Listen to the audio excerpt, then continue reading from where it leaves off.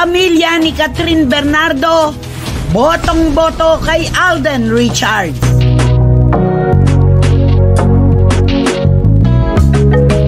Siyempre po, ang tunay na pinag-uusapan talaga ngayon ang sambayan ng Pilipino, yung pagiging boto ng pamilya ni Catherine Bernardo kay Alden Richards.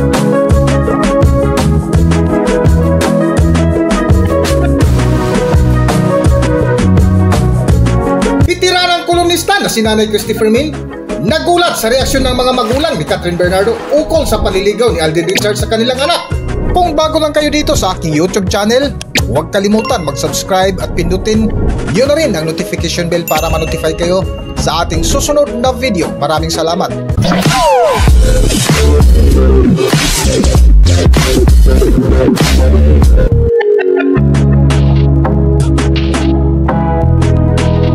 Mas lalo na ang umiinit at usap-usapan ngayon sa social media ang mga viral photos at videos ni Catherine Bernardo at Alden Richards na kilala rin bilang Katin, nakuha sa naganap na house blessing ng kapamilya actress. Sa isang video ay makikita na masayang nagsasayaw si Catherine Bernardo habang nakatitig lang sa kanya si Alden Richards. Maririnig din sa nasabing video na nagsisigawan ang mga bisita na nanonokso sa kanila. At base nga sa mga komento mula netizens, kakaibang kilig at ramdam na ramdam nila na hindi nga lang sila basta magkaibigan lang at mukhang seryoso na talaga si Alden Richards sa panliligaw niya kay Kat. Kinumpirma nga ito ng source ng Showbiz Insider na si OG Diaz na butong-buto raw ang pamilya ni Catherine Bernardo kay Alden Richards, kung saan nakuha nga ni OG Diaz ang balita mula mismo sa kampo ni Catherine Bernardo.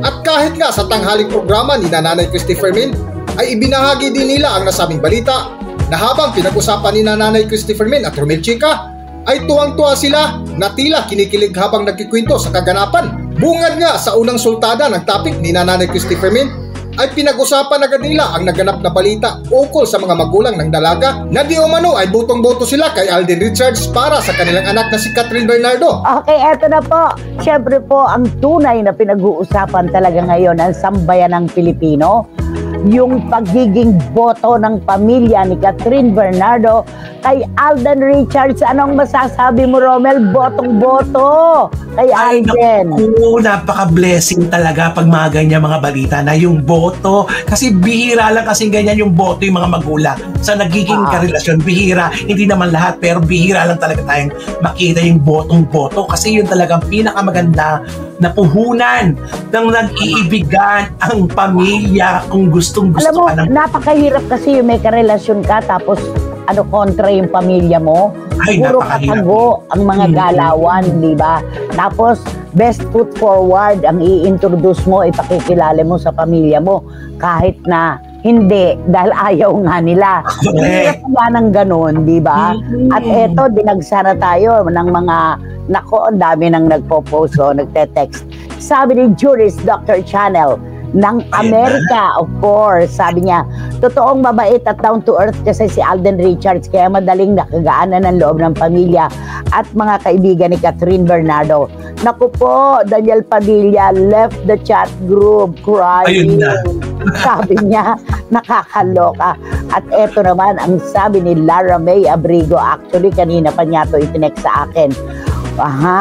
Ayan, nanood daw siya ng vlog ni OG Diaz at kumpirmado nga raw na nanliligaw na si Tisoy ko kay Kat. Tisoy ko talagang inaangkin niya kanya, si Alden. Hindi na po ako nagulat nang sabihin niya po na boto ang partido ni Kat. Bakit naman po hindi? Kay Tisoy ko na po ang lahat. Siya ang legit at i-describe ng kantang Nasa iyo na ang lahat. Diba kanta yun? Yes. Masaya po tayo na dahil bagay sila. Excuse me. Di ba naman? Ay, sa totoo lang excuse me muna kay Tito Eco. Kahit po nagpapalipad hangin na siya, magmimiro na lang po muna siya sa dalawa.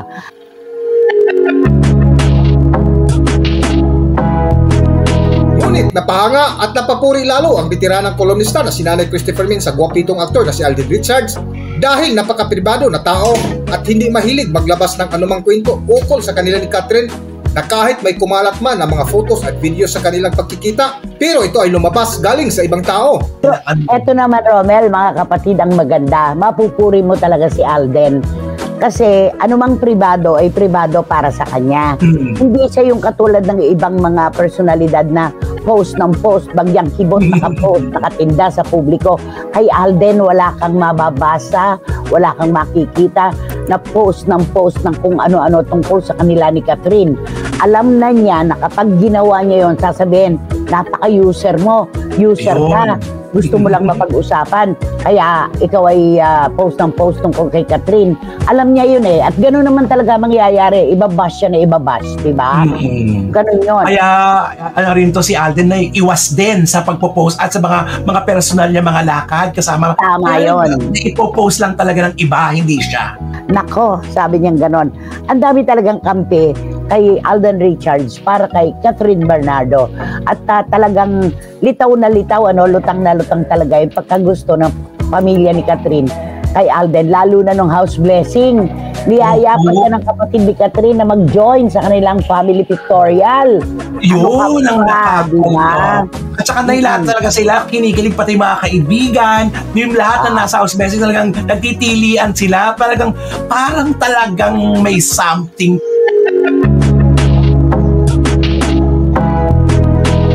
Sa lumabas nga na chismis ay kasabay sa house blessings ng bahay ni Catherine Bernardo ay ang pagtanggap sana ng bagong awards ni Alden Richards.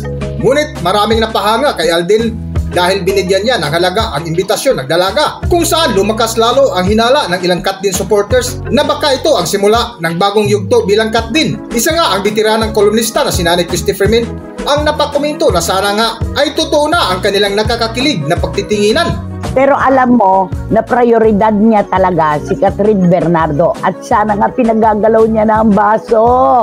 Sana nga, nanliligaw na talaga. Sana nga, di ba? Sabi ni Boycie Caragay, sino ba naman ang hindi boboto kay Alden? Mabait na bata, makapamilya, makadiyos, negosyante at stable na. Love you, Alden. Go, go, go, Kat Den. Sabi niya. Yes! At eto naman, na inaabangan na po ang pagiging official nilang magjowa para umalis na si Daniel sa mundong ito. Doon na siya sa ibang planeta tumira. Sabi ni Paolo Ubalde ng Birata Tagyan, huwag naman. Diba? Nakakatuwa naman at boto ang mga magulang ni Catherine kay Alden. Mabait, marespetong tao at humble si Alden. Sabi ni Tita Nene Olanday. At eto, ang sabi naman ni John, ito yung mga inaabangan ko eh. Itong kala John, kala Larame, kay Ching Bautista Silverio. Sabi niya, so, botong-boto kay Alden, ang pamilya Bernardo. No questions asked. Bakit nga naman hindi? Napaka-stable, marespeto, at hindi siya mahilig manggamit ng kung sino-sino. Ayoko nang magkumpara, pero your guess is as good as mine. Magkumpara man ako, alam nyo na kung sino ay kino-compare ko. Ay, naman, may maiiba pa ba? Natural, di ba? Yun. Eto naman, biglang sumagot ang mga taga-suporta ni Daniel Padilla. Alam mo ang sigaw nila? Ano ang sigaw nila? Ang sigaw nila, ang bilis mo namang makakita ng pamalit kay DJ. Ayun ang sinasabi pamalit nila na. DJ, unang-una po, wala po pong kumpirmasyon. Nanliligaw man si Alden kung totoo man kay Catherine, hindi pa po natin alam kung ano ang kalalabasan ng ligawang ito at kung sino ang itinitibok ng puso ni Catherine Bernardo. At wala namang masama. Wala na siyang karelasyon. Manligaw man si Alden na single din, walang masama doon, di ba? At saka, hindi ipinalit kung tutuusin. Isang bagong sultada ito ng usaping pag-ibig ni Catherine Bernardo. Hindi pamalit ito. Hindi pamalit. Hindi magandang tanggapin na pamalit si Alden kay DJ. Diba? At saka na huwag natin pangunahan kasi ang mga pangyayari na naman, diba? Huwag natin i-assume na naman kasi porkit nakikita lang natin sila sa social media na magkasama, madalas sila magkasama, i-assume na natin ang mga bagay-bagay. Baka maudlot kasi pag napaunahan ng mga ganyan-ganyan, hindi natutuloy kasi pinangunahan na yung kwento, diba, Nana? Pero alam mo, kilala ko si Alden Richards. Kahit ano pang pambabas ang gawin sa kanya, paninindigan niya kung ano man ang gusto niyang maganap talaga at kung sincero ang kanyang hangad para kay Catherine. Okay, ito ang sabi ni Juris Doctor Channel ng USA. O ano ngayon? Ang mahalaga, tapos na ang relasyon nila ni Daniel, di ba? Yung idol nyo nga, ang daming ginawang milagro kahit ang sila pa ni Catherine Bernardo. Di na nahiya, bait-baitan, pero walang respeto sa relasyon. Che! May che pa si ano? May che pa. Nagalit, suplada. Kaloka. O, nagmalbitanti ang Dr. Juris, di ba? At sabi ni Ching Bautista Silverio, Nay, mas bagay naman talaga si Catherine at si Alden. Very gentleman at oozing ang kagwapuhan. Oh, yan.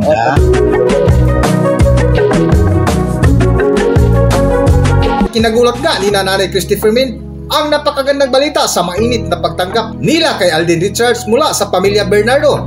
Para sa buong kwento, narito ang video. Naku nanay, ako po ang #1 na happy para kay Alden at kay Catherine. Of course, lulumalig ng San Jose, California. Abat bakit naman? Malapit siya talaga sa pamilya Bernardo. Si lulumalig po ang naging teachers. Naging teacher po siya ng 2 kapatid ni Catherine sa Cabanatuan City. Ayan. Okay. Bakit pa naman siya kakampi pa sa iba, di ba? Oo, yun. Sa kakilala mo mula nung bata. Of course. Di ba naman? Oo. At meron pang isa si John.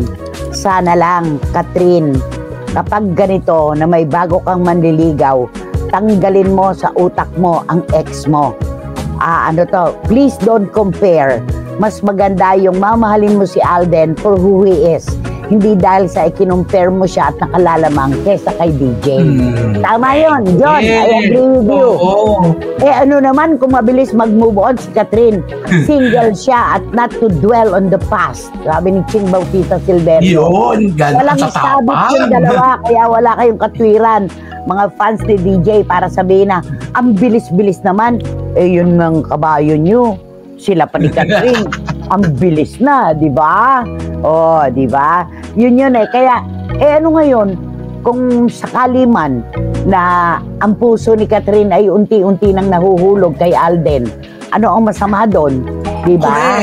At saka yun naman ang hangad natin sa mga tao nating mahal kapag nalulungkot na, sana makarecover siya kaagad. Di ba? Yun ang wish natin sa lahat ng taong nalulungkot. Alam mo, may nabasa pa ako na post ng isang, syempre, basher ni Catherine at Alden.